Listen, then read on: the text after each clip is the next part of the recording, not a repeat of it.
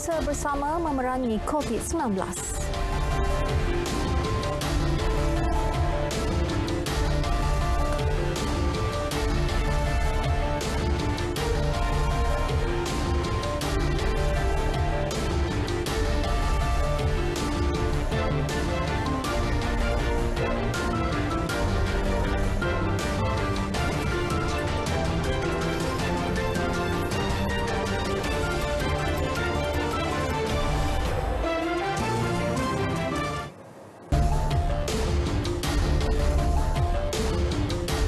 Assalamualaikum dan salam hormat. Anda bersama saya, Miza Isri Muhammad dalam Berita Tengah Malam.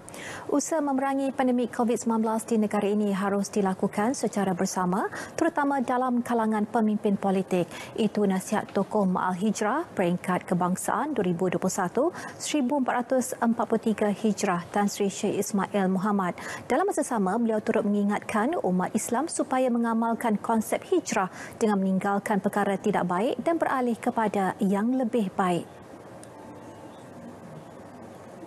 Tapi kalau kita asyik bertekar saja, timbul masalah ini, timbul masalah ini, dan tak habis-habis kalau kita kira akan timbul. Jadi saya ingat satu yang tak kenalah. Ini kita orang bijak-bijak, kita boleh fikir panjang macam mana kerajaan telah berusaha nak membetulkan, nak menghapuskan, nak mengakatkan COVID-19 ini. Jadi doa ini juga satu senjata yang bagus mesti dilakukan oleh orang Islam. Jangan kita cari sesuatu yang boleh menjadikan kita berdosa kepada Allah Subhanahu Wa Taala. Beliau yang juga bekas Imam Besar Masjid Negara dipilih sebagai tokoh Ma'al Hijrah Peringkat Kebangsaan 2021 atas sumbangan besar dalam memartabatkan syiar Islam di peringkat nasional dan juga antarabangsa. Sementara itu, Setiausaha Agung Rabita Al-Alam Al-Islami Makkah Al-Mukarramah yang juga penasihat Majlis Diraja Arab Saudi, Al-Syekh Dr. Muhammad Abdul Karim Al-Isa Pulai diumumkan sebagai tokoh Ma'al Hijrah antarabangsa. Penyampaian anugerah tersebut disampaikan Perdana Menteri Tan Sri Muhyiddin Yassin. Sempena sambutan Ma'al Hijrah Peringkat Kebangsaan 2021 1443 Hijrah yang di-Pertuan Agong Al-Sultan Abdullah Riayatuddin Al-Mustafa Billah Shah mahu rakyat melakukan hijrah dalam mendepani pandemik COVID-19. Titah baginda perkara itu dapat dilakukan dengan bekerjasama menjayakan pelan pemulihan negara. Beta menyuruh seluruh rakyat untuk bekerjasama dalam mematuhi plan pemulihan negara yang merupakan strategi peralihan untuk keluar secara berfasa dari kemulut pandemik ini. Beta berkeyakinan negara pasti akan berjaya keluar dari apa juga kemelut yang melanda jika kita semua terus berpadu tenaga dan mengamalkan sifat-sifat terpuji baginda Nabi Muhammad SAW. Baginda bertitah demikian dalam pertusan khas sempena sambutan Ma'al Hijrah Peringkat Kebangsaan 1443 Hijrah yang disampaikan secara hybrid. Sementara itu, Perdana Menteri Tan Sri Muhyiddin Yassin mengajak rakyat menjiwai peristiwa hijrah dengan memperbaiki diri untuk menjadi ummah berkualiti selain meneguhkan disiplin diri menghadapi pandemik COVID-19. Saya menyeru pada diri saya dan saudara-saudari sekalian, marilah bersama-sama kita menjiwai peristiwa hijrah yang bukan sekadar mengenang perpindahan Nabi Muhammad sallallahu alaihi wasallam secara fizikal dengan meninggalkan harta dan kediaman semata-mata. Saban tahun peristiwa hijrah ini memperteguh tekad kita untuk berusaha bersungguh-sungguh dalam mengamalkan ajaran Nabi sallallahu alaihi wasallam, melakukan perubahan sikap dan tindakan kita kepada sifat-sifat mahmudah dan lebih baik sebagaimana dianjurkan baginda sallallahu alaihi wasallam. Saya doakan dengan kedatangan tahun baru Islam ini, Allah Subhanahu wa taala akan mengurniakan ke atas kita semua, khususnya umat Islam, keimanan dan kesabaran untuk meneruskan ikhtiar kita menerusi Pelan Pemulihan Negara ataupun PPN yang sedang giat dilaksanakan pihak kerajaan dengan dokongan saudara dan saudari sekalian, insya-Allah. Saya juga berdoa agar ujian ini berupaya menjadikan kita umat Islam yang lebih bertakwa dan mempunyai ketahanan jiwa serta asertif diri yang padu. Manhaj Rabbani Ummah Berkualiti, itu tema sambutan Ma'al Hijrah Peringkat Kebangsaan tahun ini yang dilihat bersesuaian dengan situasi semasa dalam menuntut seluruh umat Islam bersatu mendepani pandemik yang kian mencabar. Wartawan JAKIM Syafiqah Mat Saad ada perinciannya. Islam sebagai sebuah agama yang menekankan cara hidup Rabbani, mendidik umatnya menghayati makna hijrah dalam konteks keprihatinan dan saling membantu. Atas dasar itu, kerajaan sentiasa komited untuk memperkasa peranan institusi agama dalam melaksana pelbagai inisiatif bagi membantu golongan memerlukan ketika pandemik. Harapannya cuma satu, tiada yang tercicir dan terpinggir di waktu sukar ini. Bantuan yang dihulur tanpa mengira latar belakang penerima. Jika mana kita menyambut Ma'al Hijrah, kita juga melihat unsur kerjasama dan musaadah bantuan daripada pihak Ansar ketika mana puak Muhajirin datang daripada Mekah diberi bantuan. Maka begitulah kita kerajaan Malaysia, kita santuni rakyat-rakyat kita dan juga tetamu-tetamu ataupun mereka yang datang ke Malaysia, kita bantu seadanya. I want to just mention to remember the Prophet ﷺ. He said, "La yu'minu ahadukum hatta yuhibbu li akhihi ma yuhibbu li nafsihi." None of you is a believer who does not want for himself what he wants for his brothers. So in this time of hardship due to coronavirus and lockdown and lack of economic activities, we the Somali community, Somali people appreciate Malaysia's assistance in this time of need and for remembering us in this time of need. Kerana pandemik ini tidak mengira dari sudut latar belakang agamanya, bangsanya, tidak mengira warna kulitnya.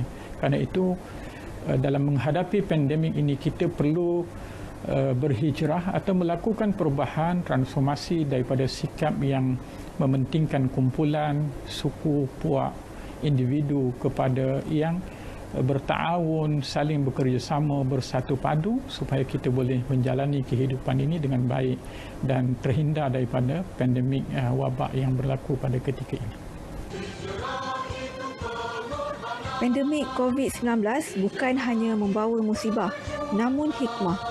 Ketika waktu sukar ini, seluruh masyarakat berganding bahu membantu individu yang memerlukan. Juga membantu kerajaan dalam peperangan melawan COVID-19 dengan patuh SOP serta mendapatkan suntikan imunisasi. Penghijrahan boleh berlaku ketika seseorang menguruskan tekanan yang dihadapi secara positif, seterusnya mendorong seseorang itu berubah ke arah kehidupan yang lebih baik. Semoga kedatangan tahun baru ini menjadikan kita manusia yang lebih bersyukur di sisi Allah Subhanahu Wa Taala. Salam Ma'al Hijrah, Syafiqah Mat Saad, laporan JAKIM untuk RTM. Hari ini buat kali ketiga berturut-turut kes jangkitan COVID-19 dalam negara menunjukkan penurunan dan sejumlah 17,236 kes baru COVID-19 dilaporkan di seluruh negara dalam tempoh 24 jam sehingga 12 tengah hari tadi berbanding 18,688 semalam. Dan berikut statistik harian COVID-19 dalam negara diikuti jumlah kes mengikut negeri dan pecahan pesakit mengikut kategori.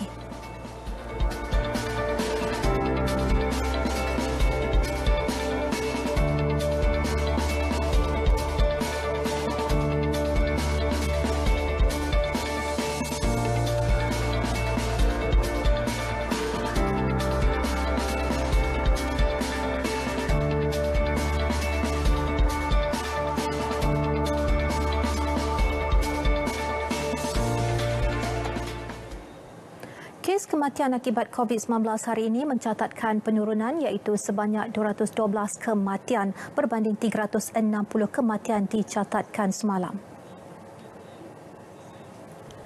Ketika ini, Selangor yang kekal sebagai negeri dengan kes kematian tertinggi turut mencatatkan penurunan iaitu 76 kematian berbanding 212 direkodkan semalam. Menurut Ketua Pengarah Kesihatan Tan Sri Dr. Nur Hisham Abdullah dalam satu kenyataan juga memaklumkan negeri lain yang turut mencatat pengurangan jumlah kematian ialah wilayah Persekutuan Kuala Lumpur, Melaka dan Perak. Bagaimanapun, Kedah, Negeri Sembilan, Johor, Pahang dan Sabah mencatatkan sedikit peningkatan kes kematian berbanding semalam. Sementara Perlis dan Sarawak yang tidak mencatatkan kematian semalam juga mencatatkan satu kes kematian hari ini. Proses vaksinasi COVID-19 secara jumpa terus atau walk-in buat wanita hamil bakal dipertimbang. Timbalan Menteri Kesihatan Datuk Dr. Nur Azmi Ghazali berkata pertimbangan itu bagi mempercepatkan golongan berkenaan menerima suntikan vaksin masing-masing. Menurut beliau, terdapat klinik kesihatan ibu dan anak yang telah mengambil langkah proaktif dengan memberi suntikan awal mengikut garis panduan yang telah dikeluarkan oleh pakar obstetrik dan ginekologi ONG. Dia biasa mengandung, dia kena lapor pada KKIK. Bila dia lapor dah tahu dah. Sebab tu kita nak kira dia punya LMP dia. Baru minggu dia dah mengandung. Dia suntikan boleh beri 14 minggu. Garis panduan dah ada dah untuk kami. Ada kan? Ada dah. Garis panduan ada. Dikeluarkan oleh pakar ONG lah. Seingat saya dia belum diumumkan seluruh Malaysia. Belum diumum tapi dah berumum. Bila ada kejadian macam ni yang kita tak ingini, yang kita amat sedih, satu cadangan yang baiklah untuk proaktif. Jelas beliau, ketika ini kaedah vaksinasi secara walk-in ditumpukan kepada individu berusia 60 tahun ke atas dan golongan komorbid.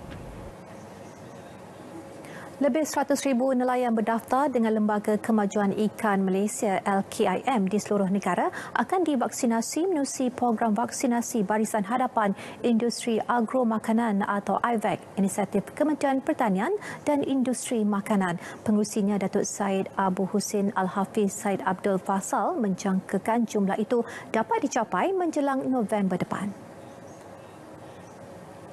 Mengenai jumlah nelayan yang sudah menerima vaksin, ia sukar dianggarkan memandangkan ada kalangan mereka sudah menerima vaksin menerusi janji temu di aplikasi MySejahtera. Tak dapat yang kata sebab kita tak buat secara kelompok lagi. Yang ni dia pergi walk in di mana-mana tempat yang ada.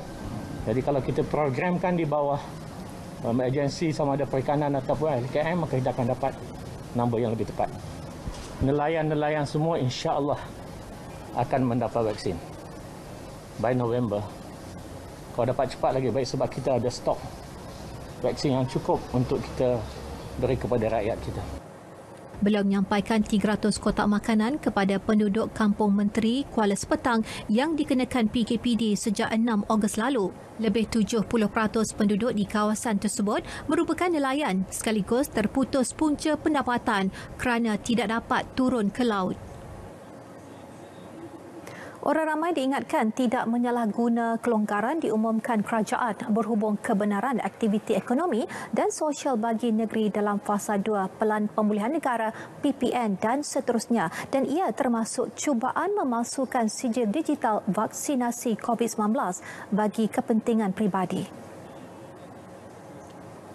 Menteri Kanan Luar Negeri Kluster Keselamatan Datuk Seri Syamuddin Tun Hussein menegaskan tindakan terbabit adalah tidak bertanggungjawab dan individu terlibat perlu dibawa ke muka pengadilan. Tindakan-tindakan yang tidak bertanggungjawab ini perlu kita bawa kepada muka keadilan secepat mungkin sebagai contoh kepada orang ramai. Pertama, saya harap kerjasama daripada orang ramai untuk membawa dan maklumkan kepada kita kalau sekiranya wujud kes-kes sebegini rupa. Dalam pada itu, beliau tidak menolak memperluaskan kelonggaran beberapa aktiviti ekonomi dan sosial bagi negeri yang masih berada dalam fasa 1 PPN. Tambah Datuk Seri Syamuddin, keputusan dibuat bukan hanya mengambil kira faktor vaksinasi semata-mata tetapi juga pandangan semua pemegang taruh.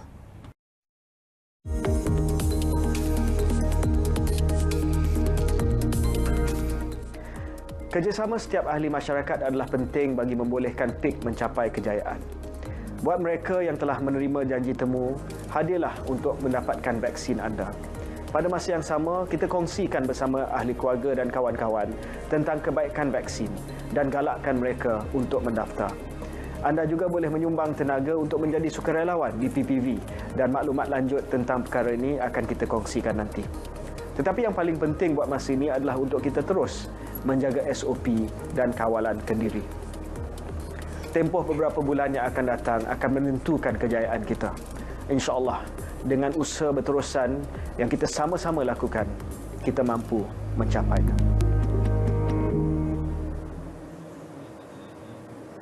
Bertemu kembali. Susulan berita sedih pemergian Allahyarhamah Siti Sarah Raisuddin pada hari ini, Perdana Menteri Tan Sri Muhyiddin Yassin merakamkan ucapan takziah kepada Syuib Sepatu atau nama sebenar Syahmira Muhammad atas pemergian isteri tercinta akibat COVID-19 dan beliau menyifatkan khabar duka itu sesuatu yang amat memilukan. Tan Sri Muhyiddin turut berharap ahli keluarga Allahyarhamah tabah dengan dugaan serta berdoa agar roh Allahyarhamah dicucuri rahmat dan ditempatkan dalam kalangan para solehah. Jenazah Siti Sarah selamat dikebumikan tengah hari tadi di tanah perkuburan Islam Kampung Sungai Pusu, Gombak. Terdahulu suasana pilu menyelubungi pintu masuk ke tanah perkuburan apabila van yang membawa jenazah tiba kira-kira jam 12.30 tengah hari.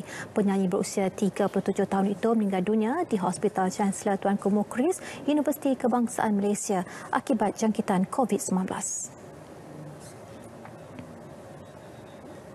Majlis Getah Malaysia MRC menyampaikan sumbangan sebanyak 2.29 juta ringgit kepada Kementerian Kesihatan Malaysia KKM bagi membantu kerajaan memerangi pandemik COVID-19.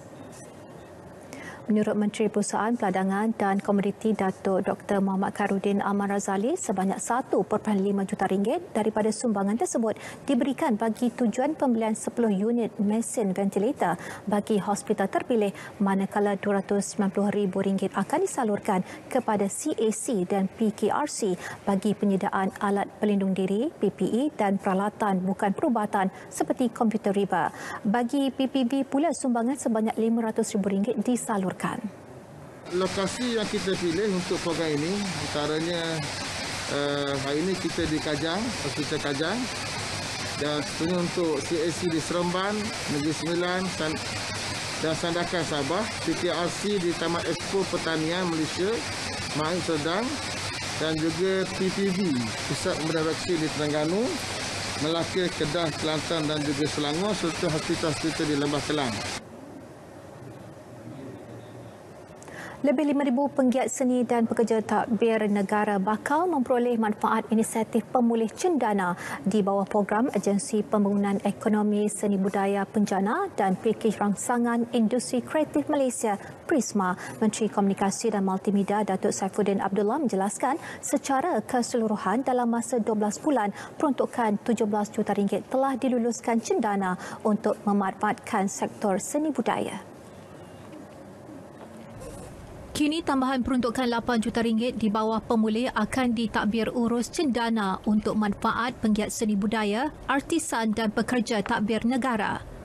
Jumlah bagi seseorang penerima ini bergantung kepada projek yang mereka mohon. Misalnya hari ini saya bertemu dengan 4 orang yang sudah menerima dana Prisma di bawah cendana. Ada di kalangan mereka yang menerima 3,500, ada yang menerima lebih daripada 13,000, ada yang lebih daripada 20,000. Jadi ini bergantung kepada projek yang mereka tawarkan atau yang mereka pohon di bawah penyelenggaraan cendana. Beliau berkata demikian dalam sidang media pengumuman penerima manfaat inisiatif pemulihan cendana di bawah Prisma secara dalam talian. Tambahnya lagi, kajian sedang dijalankan untuk memperketatkan SOP bagi membuka acara langsung industri kreatif termasuk seni budaya, galeri seni serta studio rakaman muzik mengikut pelan pemulihan negara. Skim Keselamatan Sosial Suri Rumah SKSSR dijangka dilaksanakan tahun depan. Menerusinya, suri rumah bakal menerima pelindungan terhadap bencana domestik seperti kemalangan, penyakit atau kematian. Menteri Sumber Manusia Datuk Seri M. Sarabanan dalam kenyataannya memaklumkan SKSSR bakal memanfaatkan 2.99 juta suri rumah. Rancangan meneruskannya dibuat susulan mesyuarat Jemaah Menteri 14 Julai telah setuju golongan itu diberi pelindungan keselamatan sosial. Ketika ini, draft Rang Undang-Undang Keselamatan Sosial Suri Rumah sedang diperhalusi. Ia akan dibentang di Parlimen dalam masa terdekat. Lebih 161 kg ganja dan lebih 4 kg syabu dirampas hasil serbuan oleh pihak polis di Perlis. Paling mengejutkan, itu juga adalah rampasan terbesar tahun ini selepas berjaya menumpaskan sindiket yang menjadikan negeri tersebut sebagai transit pengedaran dadah. Menurut Ketua Polis Perlis SAC Datuk Surina Saad, suspek berusia antara 27 hingga 51 tahun ditahan dalam 7 serbuan berasingan di Kangar dan Padang Besar Perlis serta Sungai Buloh Selangor pada 4 hingga 7 Ogos lalu. Penahanan mereka membawa kepada rampasan hampir 165 kg dadah bernilai lebih RM600,000. Turut dirampas 3 unit kereta dan 10 motosikal bernilai RM389,000. Kes disiasat mengikut Seksyen 39B Akta Dadah Berbahaya 1952 dan Seksyen 15-1-A Akta sama. Baiklah saudara, berita tengah malam berakhir di sini. Terus patuhi SOP dan bersama kita mengekang penularan COVID-19. Lindung diri, lindung semua. Dengan itu, Assalamualaikum dan selamat menyambut Ma'al Hijrah.